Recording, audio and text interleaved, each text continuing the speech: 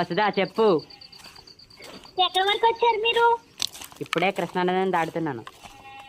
ఏంటి కృష్ణానది దాటుతున్నారా? తొందరగా వచ్చింది, ఆ ప్రదేశం మంచిది కాదు. సరే సరే.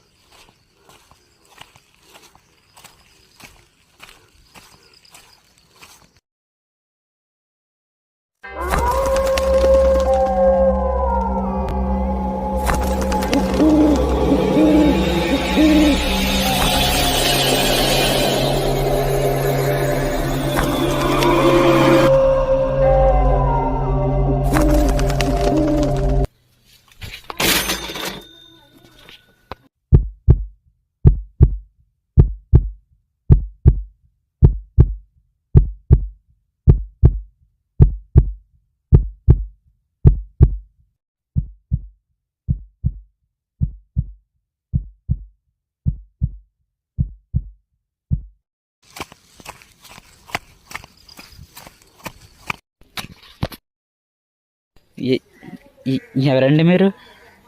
ఈ సమయంలో ఎక్కడేం చేస్తున్నారండి? మిమ్మల్ని అండి. మీ పేరేంటి? ఏముంది, చేసే పనిలో ఉంది. ఏం పని అండి? మీరు ఏం మాట్లాడుతున్నారు? నాకేం అర్థం కావట్లేదు. అసలు ఎవరు మీరు? మిమ్మల్ని. మీరు ఏం చెప్పాలనుకుంటున్నారో సూటిగా చెప్పండి. ఎవరు? ఇక్కడ ఏం చేస్తున్నారు?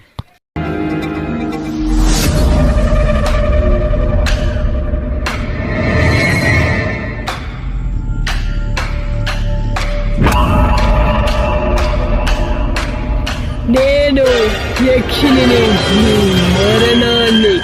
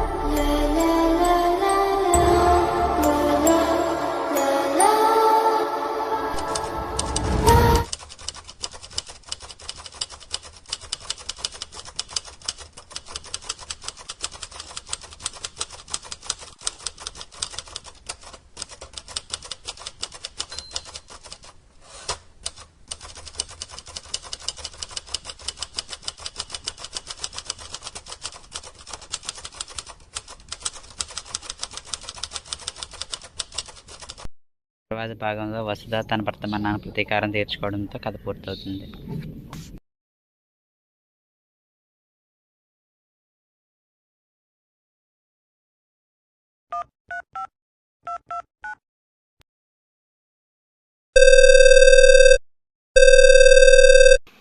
మల్లేష్, కథ పూర్తుందని చెప్పడానికి ఫోన్ చేశాను. పొద్దున్నే చెప్పొచ్చు కదా సార్, ఇంత అర్ధరాత్రి లేపు చెప్పాలా?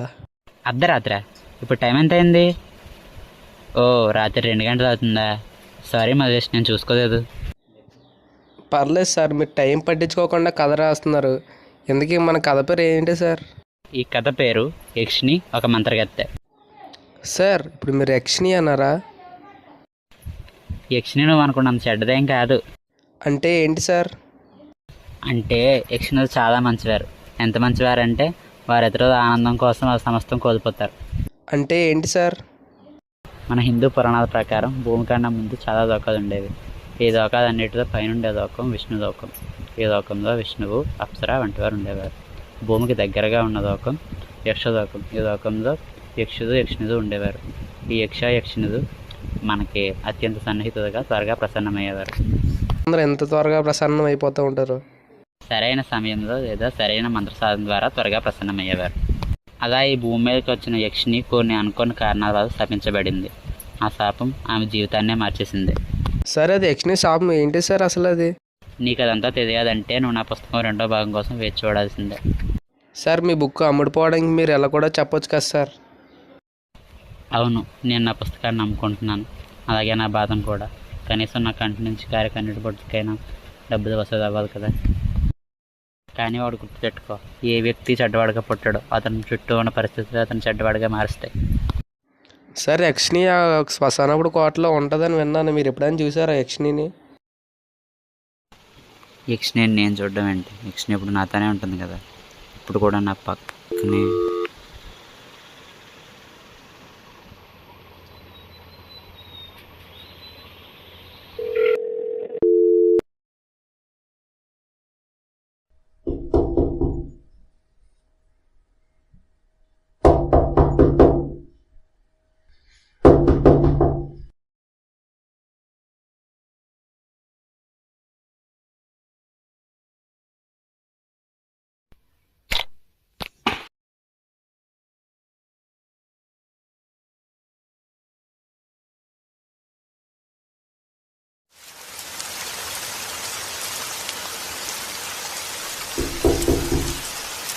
ఎవరు?